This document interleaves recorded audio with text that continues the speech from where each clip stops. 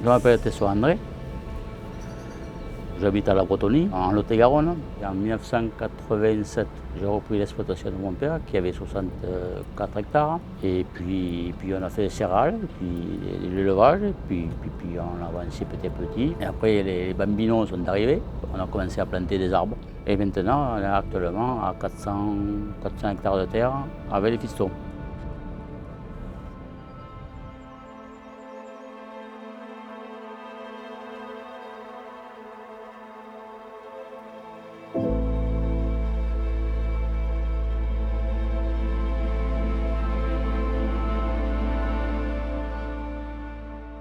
Il y a 7-8 ans, avec les traitements phytosanitaires, je me suis empoisonné. Quand on a eu le résultat, on nous a dit vous avez 6 mois à vivre, donc ça fout vraiment la trouille. Donc conclusion, il faut faire quelque chose. On a parlé aux enfants et les enfants nous ont dit mais bon papa, il faut changer, il faut changer.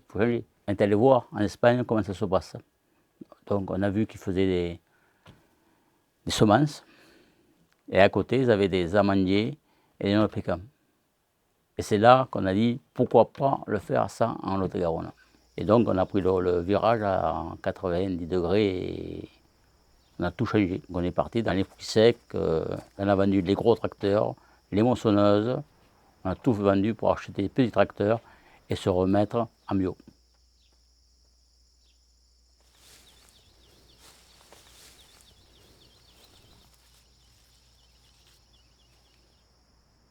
Il y aura un vrai changement climatique. Donc quand on voit que les glaciers sont en train de fondre, donc il y a un problème. Il y a un problème, donc il faut réagir. Ils ne croyaient pas. Ils ne croyaient pas. La Terre, elle est depuis longtemps, ça restera toujours comme ça, c'est pas bien grave, mais ils vont tomber d'eau. Le réchauffement de la planète, eh bien, il y est, donc il faut qu'on s'adapte.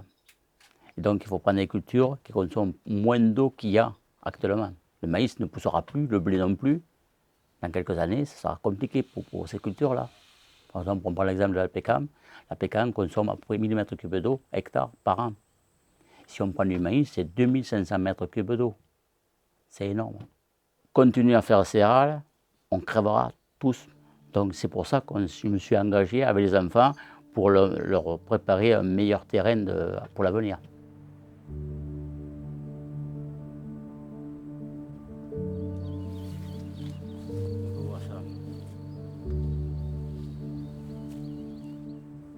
C'est un peu compliqué parce qu'il n'y a pas de technique, il n'y a personne. Il n'y a que nous, avec les enfants, et on teste. Au fur et à mesure, chaque année, on s'améliore.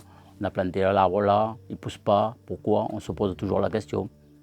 Et on se remet en question tous les jours.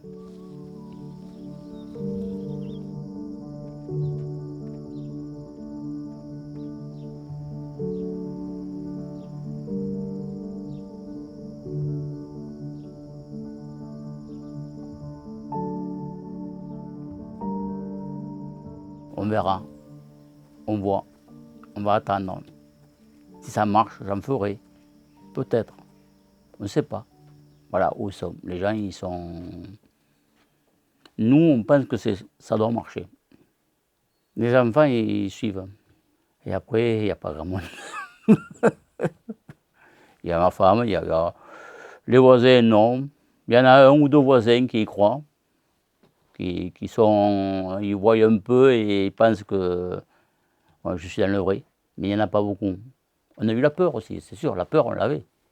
On a la peur, est-ce que ça va pousser, est-ce que chose. C'était quand même, c'était un pari à prendre. Si on n'y croit pas, c'est pas la peine d'essayer. Et après, on est ambitieux, on va y arriver.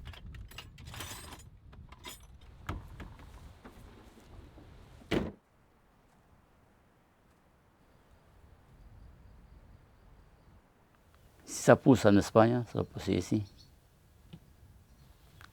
L'Espagne, dans quelques années, ce sera le Maroc. Et la France, ce sera l'Espagne. À le réchauffement de la planète. Malheureusement, ça va se passer comme ça. Peut-être on est un peu trop en avance par rapport aux temps. C'est là que les gens me disent je suis moitié fou.